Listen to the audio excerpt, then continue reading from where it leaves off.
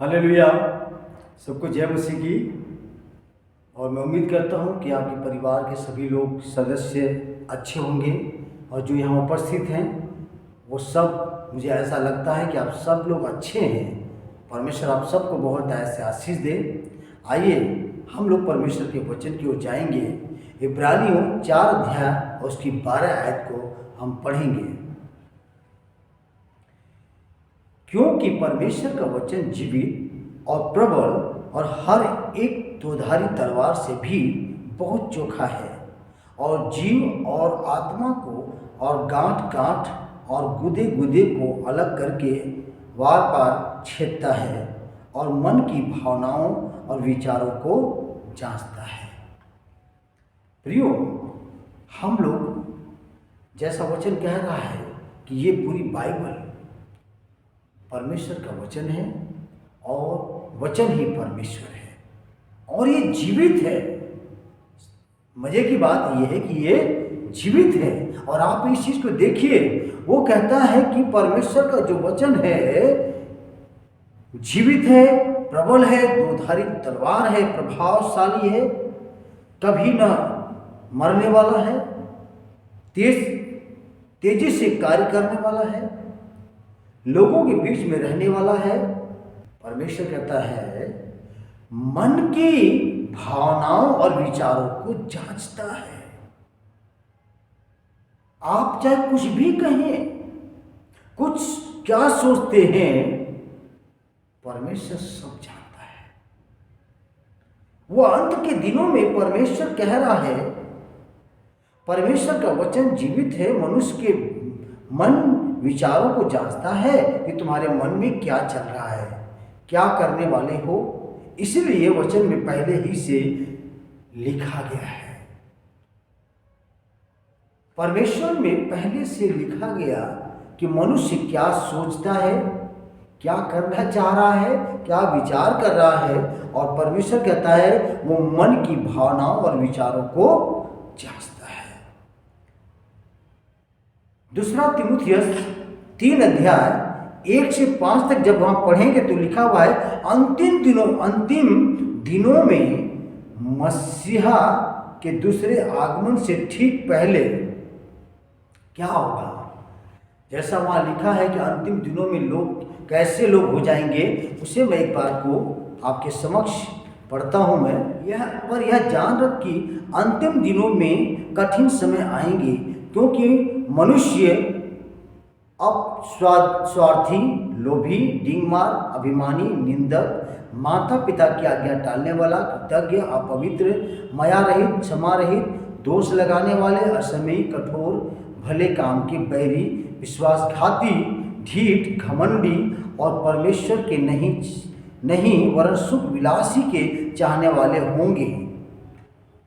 ऐसे लोग अंतिम दिनों में होंगे। प्रियो, परमेश्वर ने मनुष्य के विचारों, मन, भावनाओं को पहले से समझ लिया कि क्या सोचने वाला है। और जब लिखा गया उस समय से लेकर अब तक देखिए, कहता अंतिम समय में जब यीशु के आने का निकट समय है तो कह दिया कि ऐसे ऐसे लोग होंगे जो नहीं सुनेंगे, सिर्फ क्या है, अपनी अपनी कहेंगे। दूसरा तीमुथियुस 4 के 1 से 5 आयत में ऐसा कहता है, परमेश्वर और मसीह यीशु को गवाह करके जो जीवतों और मरे हुओं का न्याय करेगा, उसे और उसके प्रकट होने और समय राज्य की सुधि दिलाकर मैं तुझे चिताता हूँ कि तू वचन का प्रचार कर, समय असमय तैयार रह, सब प्रकार की सहनशीलता और शिक्षा के साथ उलाहना दे और डांट और समझा, क्योंकि ऐसा समय आएगा। क्या? ऐसा समय आएगा कि लोग खरा उपदेश न सह सकेंगे, पर कानों की खुजली के कारण अपनी अभिलाषाओं के अनुसार अपने लिए बहुत उपदेशक बटोर लेंगे और अपने कान सत्य से फेर कर कथा कहानियों पर लगाएंगे। अंतिम समय में ऐसा समय आएगा प्रियो। इसलिए कहता है परमेश्वर, ठीक है ऐसा समय आ रहा है, आ गया है, तुम जैसा चाहते हो वैसा चलो, लेकिन याद रखो मैं तुम्हारे मन की भावनाओं को, विचारों को जानता हूं। आप क्या सोच रहे हैं, क्या करना चाहते हैं, परमेश्वर सब जानता है। इसका तात्पर्य यही है कहने का कि खरा उपदेश सहने की शक्ति खत्म हो गई है या हो जाएगी। खरा चीजें, खरी बातें अगर किसी को कहेंगे, वो शक्ति नहीं है कि वो सहन कर लेगा, उल्टा आपको जवाब देगा। क्योंकि परमेश्वर का वचन कहता है कि वो गांठ गांठ को क्या करता है, गूंथता है, मन की भावनाओं को जांचता है। और पहला तीमुथियुस 4 अध्याय 1 से 5 तक में ऐसा लिखा हुआ है, परंतु आत्मा स्पष्टता से कहता है कि आने वाले समयों में कितने लोग भरमाने वाली आत्माओं और दुष्ट आत्माओं की शिक्षाओं पे मन लगाकर विश्वास से बहक जाएंगे। आने वाले समयों में जब लिखा गया था और आज चल रहा है कि लोग जो है क्या कर रहे हैं, भरमाने वाली आत्माओं, आज लोग भरमाए जा रहे हैं। मत्ती 24 अध्याय उसकी 24 आयत में कहता है कि बहुत से झूठे नबी, प्रेरित, पादरी उठ खड़े होंगे, भविष्यवक्ता उठ खड़े होंगे, जो चुने हुओं को भी भरमा देंगे प्रियो। और यहाँ लिखा है कि आत्मा स्पष्टता से कह रहा है, यानी कि पवित्र आत्मा कह रहा है, जो मेरा सहायक है वो आगे कह दिया है कि लोग जो है इस वचन के खरे उपदेश को सहन नहीं करेंगे या अपने जीवन में नहीं लेंगे, और वो क्या करेंगे, लोग भटकाना शुरू करेंगे, लोगों को गुमराह करना शुरू करेंगे, और परमेश्वर उनके मन की भावनाओं को जान लेता है। आपको पुराने नियम में पहला शमूएल के अंदर देखते हैं, जब इजरायलियों ने पहला राजा की मांग करा था तो उसे बहुत दुख पहुंचा परमेश्वर यहोवा को। और इस चीज को देखते हुए परमेश्वर ने भी कहा शमूएल को, ठीक कोई बात नहीं है, इनको जो चाहिए राजा उसके विषय में बता दे कि वो कैसा होगा, उसका स्वभाव कैसा होगा। और जब आप वहां पढ़ेंगे तो आपको मिलेगा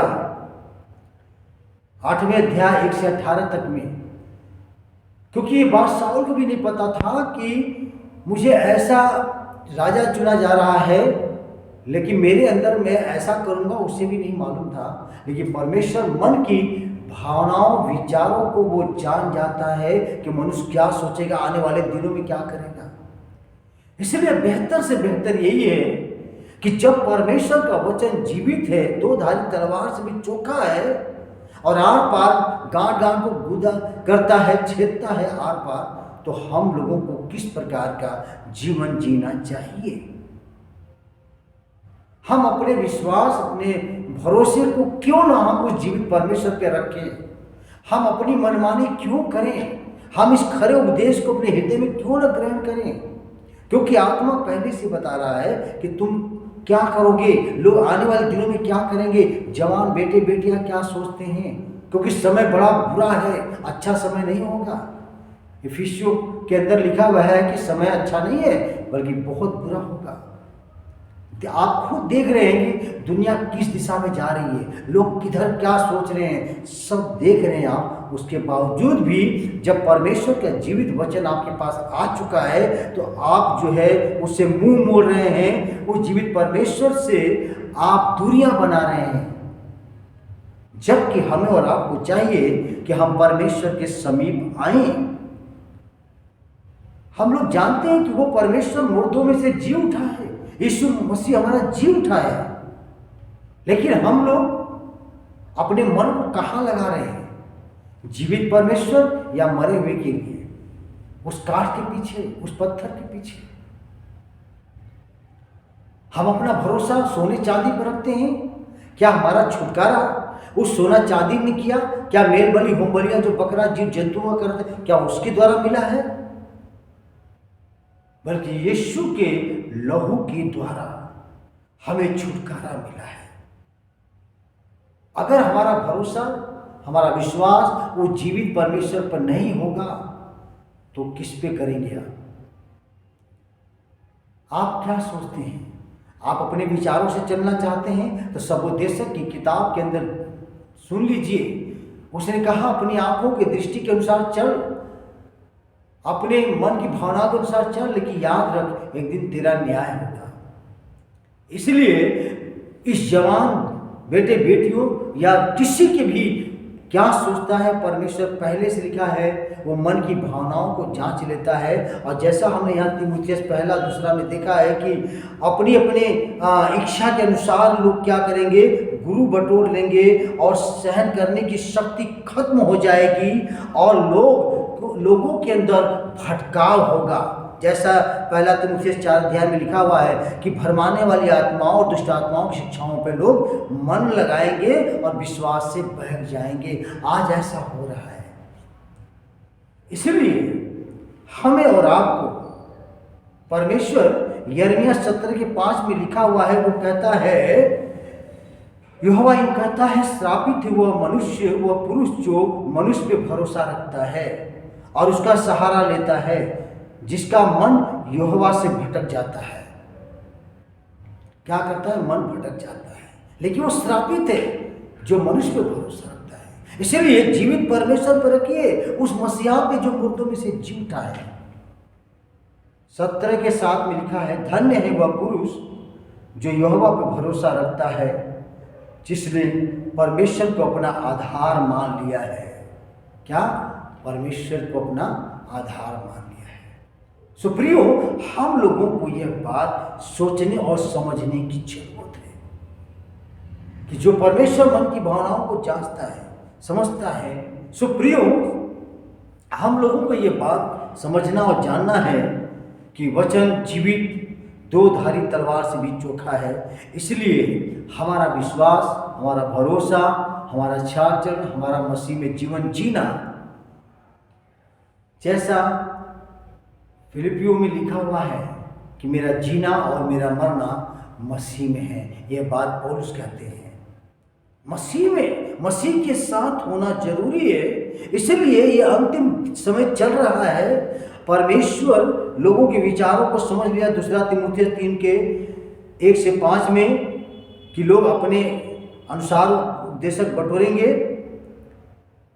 दूसरा तीमुथियुस 4:1-5 में खरा उपदेश न सह सकेंगे और उसकी सहने की शक्ति लोगों के अंदर खत्म हो जाएगी। पहला तीमुथियुस 4:1-5 में जैसा कहता, आत्मा स्पष्टता से कहता है कि लोग भटक जाएंगे, स्थिर नहीं रह पाएंगे। तो इन सब बातों से बचाव के लिए हम अपने उस जीवित परमेश्वर पे भरोसा रखें जो मुर्दों में से जी उठा है, जो शीघ्र दूसरे आगमन में आने वाला है। परमेश्वर इस वचनों के द्वारा हम सबको बहुत ऐसे आशीष दे।